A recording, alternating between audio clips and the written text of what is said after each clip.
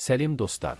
Бүгін біз One Piece манга тараулар туралы айтамыз. Көз қарақты көрермендерге үлкен алғыс, лайк басып қолдау білдіріп кеткендерің үшін. Көп көрермендер үшін белгісіз болып әлі келбетті көрсетілмеген бір кейіпкер. Өткен тарауда көрсетілген болатын. Әлемдік үкіметті құрушы, 20 елдің негізін қалаушы, шайтан жемісі Акума. Әлем патшасы қасиетті Нирона Иму. Өткен бөлімде бізге таныстырған болатын. Сонымен біз жаңа тарауды бастаймыз. Сонымен 1180-ші тараудың атауы Оман. Бұл атау аса қорқынышты жын шайтан күштеріне және 3-6 белгісіне жасалған ишара сияқты. Мұхабада Зевс бұлтының су технологиясының арқасында кәмпиттен жаңбыр жаудыратын қабілетке ие болады. Бірақ достар, бұл онша маңызды емес. Өйткені ең бастысы, тараудың өзі нағыз қызу талқылауға себеп болды. Өздеріңде бәрін жақсы түсініп тұрсыңдар. Қалғанын бұрынғыдай сілтеме арқылы табуға болады. Сонымен кеттік. Қаһарлы алып балта дәл әлгі Аурус қамалының төбесінде тұрып, болып жатқанның бәрін бақылап тұр. Қос бетті керемет көрініс. Әлем патшасы Эльбафқа келді деп естіледі сыртқы дауыс. Үйлерде өз қожайынын қарсы алып жатқандай. Себебі олардың өзі де орман секілді ағаштан жаралған. Сол сәтте Имсама лезде телепортацияланып, бейшара балалар тұрған жаққа қарай бет алады. Бұл кім өзі? Деп таңырқайды алыптар. Осы елдің патшасы ма? Деп қайта сұрайды әйел алып. Сен кім екеніңді, қайдан келгеніңді айтып тұрсың ба? Біздің елде патша жоқ, дейді олар. Дори мен Броги Имсаманың оғаш киімі туралы айтып береді. Бірақ әйел алып Сомерстің жанұшыра көмек сұрап жатқанын байқап қалады. Ал енді бір сәт тоқтап, әлем билеушісінің толыққанды бейнесіне назар аударайық. Бұрынғы тарауда көрген белгілерден бөлек, оның үстіндегі 3 бас сүйек, бәлкім, Куджа тайпасындағы Амазон патшайымының жыландарына жасалған ишара болуы мүмкін. Бүкіл образы қорқынышты әрі тылсым күшке толы көрінеді. Инсамка өзінің досы Сомерстің қауіпке тап болғанын көрген бойда, көзді ашып жұмғанша қасына телепортталып келді. Байғұс Гер не болғанын да түсінбей қалды. Сол сәтте ақ оның екі қолындағы 4 саусағы шауып түсірілді. Сомерс, сен мұнда не істеп жүрсің? Деп Имсамка суық үнмен сұрады да, серіктесін бірден босатып алды. Алда не боларын көрсеңдер, оның қандай қатыгез әрі қорқынышты жау екенін одан сайын түсінесіңдер. Гер болса, қанға боялған жараланған қолдарына аңтарыла қарап қатып қалды. Герт өз қолындағы сорлы саусақтарына аң-таң болып қарап тұр. Әлі күнге дейін мұның өз басында болғанына сене алар емес. Герттің бұл күйін көргенде, тіпті Хайруддиннің өзі селт ете қалды. Ал Сомерс оның қолынан сытылып түсіп кетті. Мұқият Зороға қараңыздар достар, оның бір көзі ашық жүретін, бұл жерде оның екі көзі ашық. Қызық. Бұл суретші манга авторы ода ұстаздан кеткен қателік пе немесе басқа. Қолдарының терісі сыпырылып, қып-қызыл қанға боялады. Сол сәтте ғана Гер не болғанын түсініп, есеңгіреп шошып кетеді. Ол оның саусақтарын кесіп тастады, оңбаған деп айқай салады. Алыптар. Артқы жақта үйлер өз көсемін қолдағандай әлгі қорқынышты әуенді тоқтатпай шырқап тұр. Енді біз Имсаманың шынайы дене бітімін көреміз. Оның бойы небәрі 4 метр ғана екен. Неткен сұмдық. Ол өзі кім сонда? Бейшара кішкентай чоппер болып жатқан жағдайдан қатты шошып қалады. Имсама Зороға қарсы. Уф, аман қалдым. Сомерс қайта қалпына келе бастады. Тіпті қолында ойылып алынған бейшара жүрегін ұстап тұр. Қазір сұмдық бір нәрсе болайын деп тұр. Дайын болыңдар. Сен де құдіретті рыцарларының бірісің ғой. Зоранның соншалық әлсіз болғаны. Оны көріп өзімде аң-таң болып қалдым. Ол Имсаманың патшалық хакейінің қуатында, оның айбатында мүлде бағалай алмай тұр. Өкінішті өткен бөлімдерде көрген біз рыцарлардың күшін Рокс, Роджерге, немесе Луффи мен Лакиге күші жетпеген. Ал Имусаманың күші басқа. Хайруддин ол кім болса да бәрібір біздің жауымыз. Жоқ, тоқта деп істен айқайлайды. Бірақ Хайруддин әлдеқашан қолын сілтеп үлгеріп, Имсамаға тұтқиылдан шабуыл жасауға тырысты. Ал Имсама болса, тіпті көз қиығында салмады. Олар кіммен бетпе-бет келгенін әлі түсінбеген сияқты. Хайруддин. Ол кім болса да бәрібір біздің одақтасымыз емес. Хайруддин, тоқта. Стансен бір теуіп Хайруддинді соққыдан ұшырап жіберді. Стансен үшін өте өкінішті жағдай орын алды. Бейшара Стансен ауырсынғаннан бүктетіліп жатыр. Ал Хайруддин болса, әлі күнге дейін Стансеннің өз өмірін сақтап қалу үшін аяғын құрбан еткенін толық түсінбей тұрған секілді. Бейшара чоппер болып жатқан сұмдықтан әлі де есеңгіреп тұр. Оған жақындамаңдар. Кешір мені, Стансен. Хайруддин енді ғана өздерінің қандай қорқынышты қырғынның ортасына түсіп кеткенін түсіне бастады. Бұл өзі кім сонда? Тіпті Брогиде не болып жатқанын ұға алмай тұр. Зоро бірден ең мықты шабуылмен кірісті. Ол жүздік тозақ патшасы жынның тілігі атты соққысын дайындады.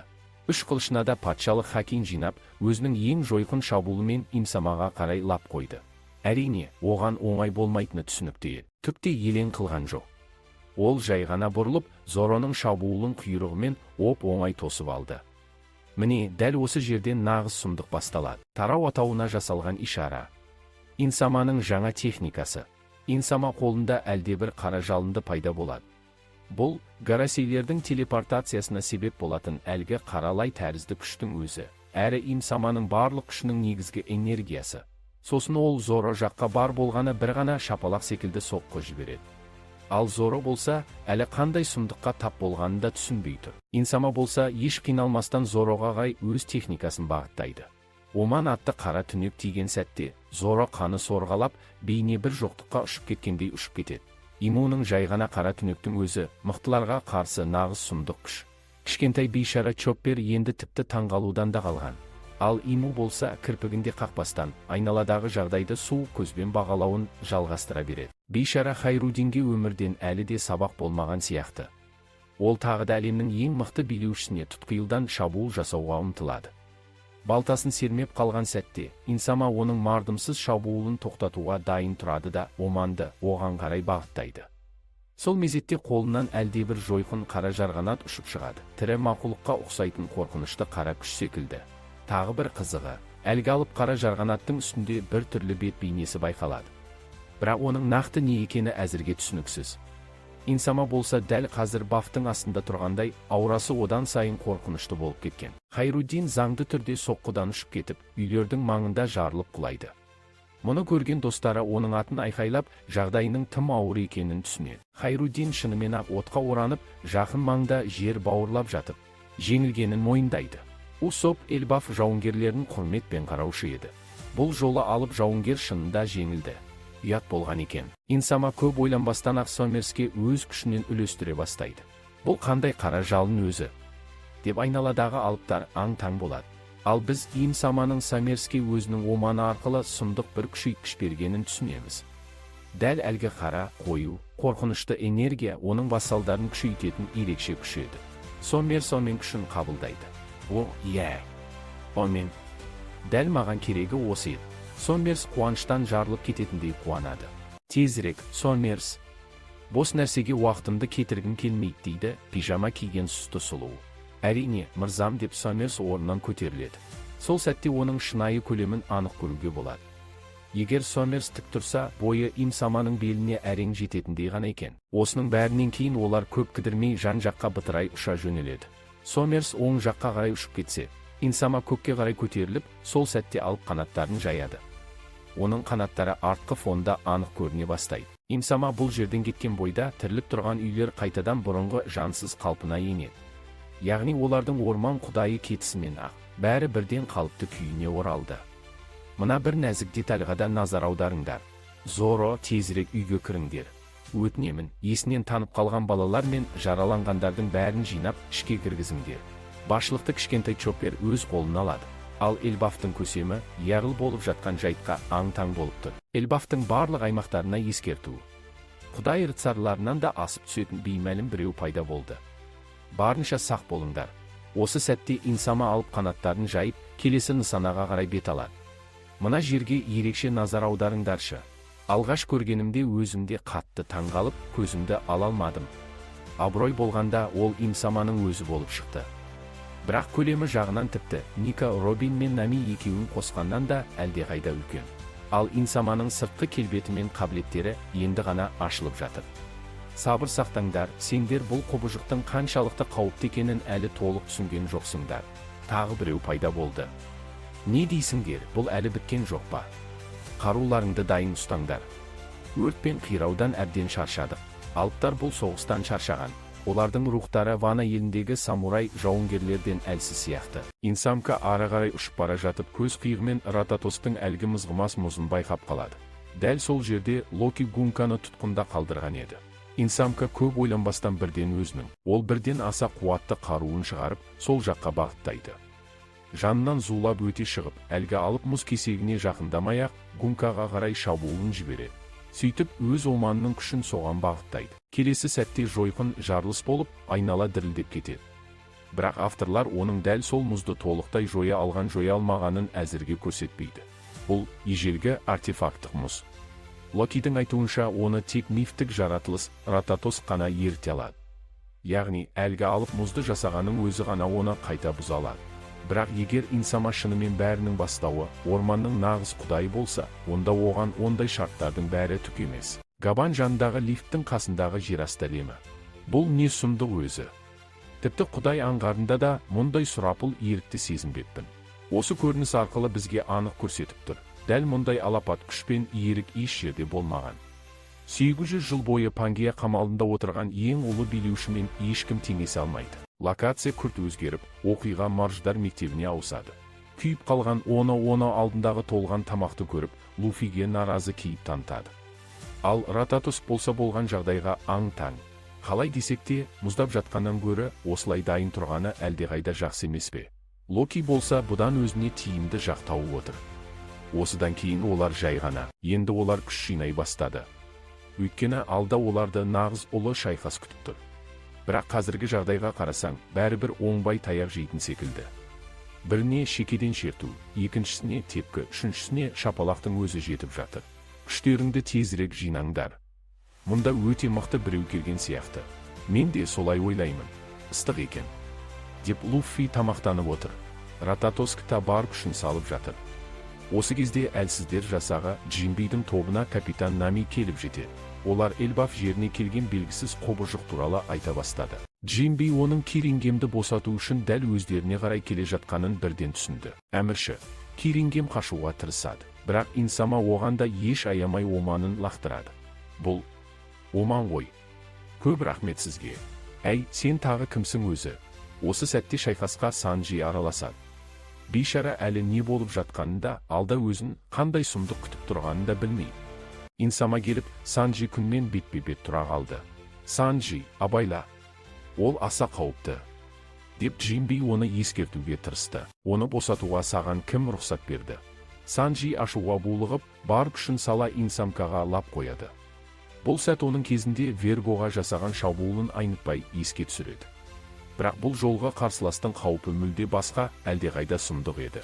Ал Инсамка болса, Санджидің соққысын еш қиындықсыз тоқтатып, әп-сәтте жалтарып кетеді. Айтпақшы, осы жерде Инудың пижамасы тіпті анық көрінеді.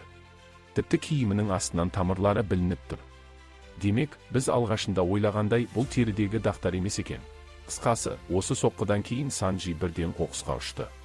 Инсамка Эльбафты жалғыз өзі ақ ойрандап жатыр. Санджи Кунда, Хайрудин секілді ұшып кетеді. Джимби, Нами, Френки, алаңдаулы. Жан дауыстары шығып айқайлайды. Санджи үшін бұл соққы ауыр болғаны анық. Айнала отқа оранды. Инсама мен Локидің бетпе-бет кездесуі. Сол сәтте Локи пайда болады. Әй, сен, Эльбафқа не үшін келдің? Деп Инсамаға сұрақ қояды. Инсама су үнмен жауап береді. 14 жыл бұрын бұл жерде менің қызметшім Гаральдты біреу өлтірді. Мен кінәліні іздеп жүрмін. Осыны ести сала Локи еш ойланбастан қарсы шығады. Ол ешқашан сенің қызметшің болған емес. Гаральд менің әкем, Эльбафтың патшасы. Локи мұны өткір әрі тайсалмай айтып тастайды. Енді біз Локидің Рагнир мен Рататосты қасына алып, толықтай шайқасқа дайын тұрғанын көреміз.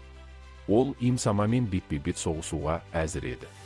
Бірақ оны кезінде қайыршы Шанкс оңай алдап кеткен болса, онда мынау ең ұлы жауынгерге қарсы не істей алмақ? Іздегенің мен едім дейді Локи сабырмен. Түсінікті. Сен болмағанда көптеген мәселенің алдын алуға болар еді деп жауап береді Инсама. Локи мен Иму арасындағы шайқас осылай басталғалы тұр. Суретке дұрыстап мән берсеңдер Локидің төбесінде найзағай жарқылдап тұр. Локи бұл жағдайға қатты ашулы сияқты. Бірақ мен де осы әлемдемін. Эльбафта. Мұрныңа жақсылап құйып ал боқ мұрын. Осылайша екеуінің бетпе-бет қиян-кескі шайқасы басталады.